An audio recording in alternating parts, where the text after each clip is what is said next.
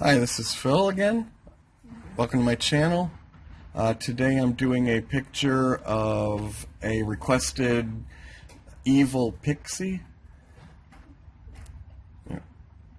So this one here is the coloring of this pixie itself, and I kind of went with, I don't know, the colors I picked. I didn't think being evil was actually color related.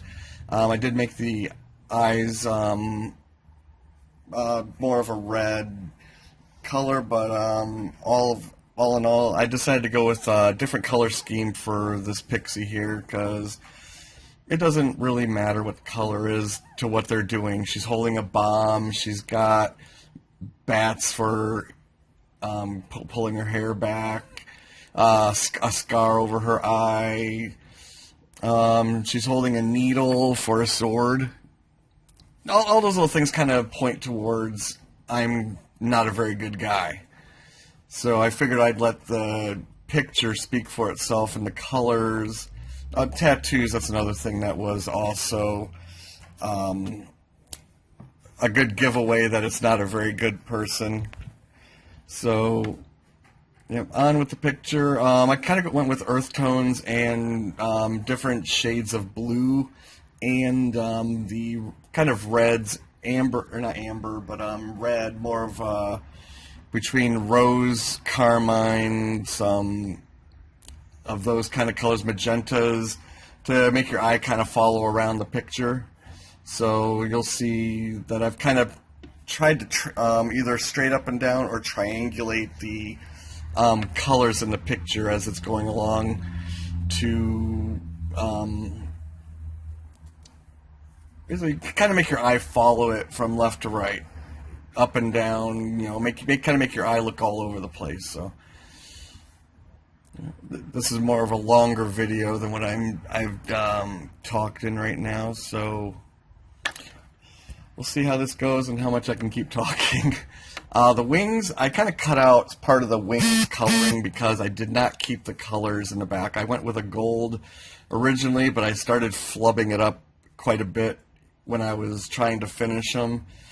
And you'll see that I'll remove the layers and go to a whole different color scheme on those, which I think more or less worked out better in the end than with the goldish in the beginning, yellowish gold. Let's see. Yeah, so all the flats have their own separate layer. I like to do skin, hair. A lot of times separating out the clothes. I'll do the shirt as a separate layer, the skirt, pants, whatever I'm doing, separate layers, just so there's no overlapping. And the accessories, tattoos, the bomb, her little sword, everything's on its own layer called an accessory, so that I know that all the additional stuff is on that layer. Eyes, mouth, the whites of the eyes, all that's on its own layer too. And so things get separated, but as I go through the picture, I'll start coloring. Looks like all the flats are done, so now it should be, I'm going to be adding layers here to do the secondary shadows and that. So I've already made a skin copy. I got a hair copy later on.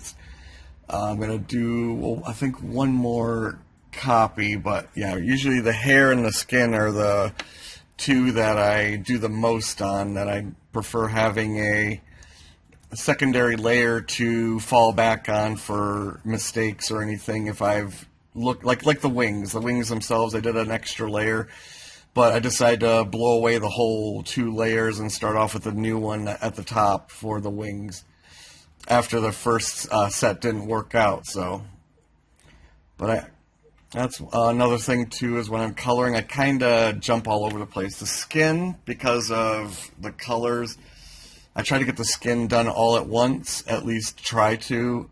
Touch-ups at the end, but I try to get everything done with the skin and the hair in the first run, and then everything else kind of I can be all over the place. I'll do the shirt, then I'll do something else, then I did the skirt, then yeah, near the end I did the just a foreshadow. I did the button and the tattoo and that together, and I didn't do the strings on the button that were holding the shirt together until like the very end. So it kind of looks like I might forget to do it, but as I'm looking at the picture and doing touch-ups and going around with the picture itself, yeah, I don't really have a set pattern on what I do.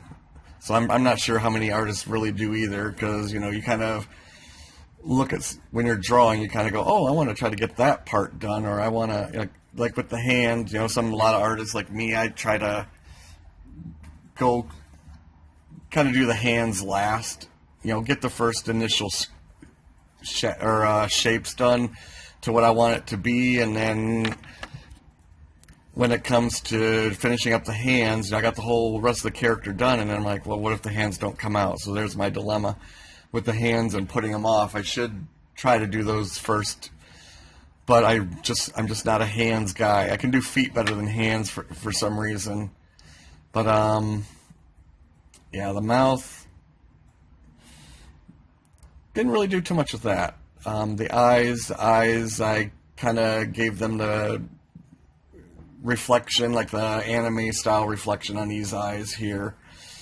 And that, but and with the coloring, like say the skin here, with the coloring, I did 2 different highs and lows. More, I went with shadowing more of a reddish color, and then with the lightning, I put more of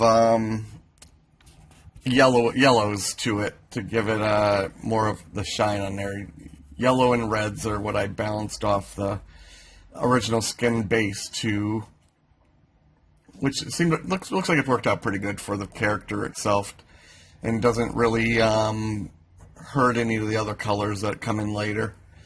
Yeah, so I'll do the brushes to get all the shadows and stuff on there, and then I've come back sometimes, like in this picture, I came back with the O key. I'm trying to remember what it's called. What is that hotkey for? I cannot remember.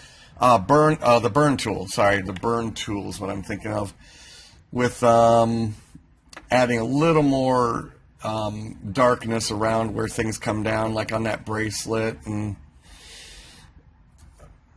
just under, like say where that vest is coming, I try to get it a little more defined on there with the burn and what is it called? Burn and, I'll just say the burn tool and its opposite counterpart with the Alt key. Can't remember the name off the top of my head. So yeah, I didn't really do any of that with the hair, but right now with the skin that's showing, I'm using the burn tool right now to darken down under the bangs and the neck and other areas right now, the button, where the skin and the button kind of overlap.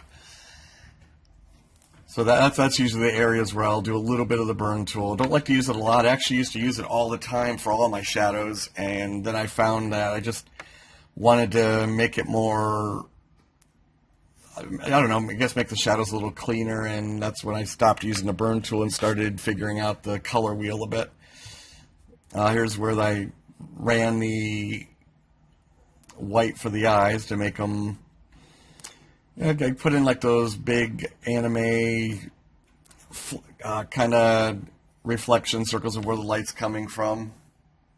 And I think pretty soon, I'm going to get rid of the, well, no, the wings haven't been screwed up yet. I tried to use purples and gold and stuff together, but with the color scheme I went with, I just said forget it. This just is not going to work, and literally, like I said before, cut the wings out totally with the dropping of the layers themselves. I mean, you're not going to see too much if it's going fast enough. You're not going to see how badly I screwed up the wings, I don't think. But yeah, getting rid of the layers and then starting new is probably the best thing for the picture, because I think the colors I picked next were much suited to the character and didn't I'll just say it didn't blend in as much as they did. Because, yeah, here you go. You can see how bad I did. I was trying to erase the extra from it, and the more I erased and looked at it as I was doing that, I realized I've really gone too far on this picture and said, forget it. We're starting from scratch on the wings. I wasn't getting what I wanted. So the next step, it should be gone pretty soon here.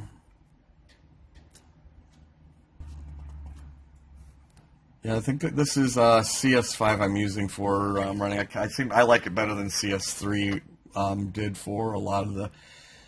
I don't know, just the feeling of when I'm using it, the pulling away, the way everything works when you're hitting hotkeys seems to flow a lot nicer than CS3 ever did. Okay, I'm doing the last touches on the accessories. For the tattoo, the button, her belly tattoo, skull, that's all getting shadowed in to match up with the skin tones. The bomb should be up pretty quick to be done, if it's not done already. And then the wings.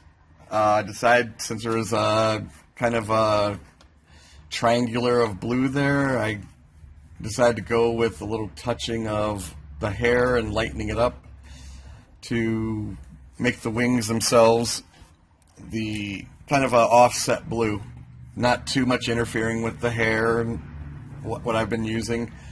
So I went more of a sky blue on those. Let's see. I think it came out a lot better, and in the end I got rid of, or closed off the layers and hid everything and decided to run a yellow around the character for an outlining instead of a white like I usually do. I decided not to just go with the background color, but to basically outline this in yellow and make that the standoff point for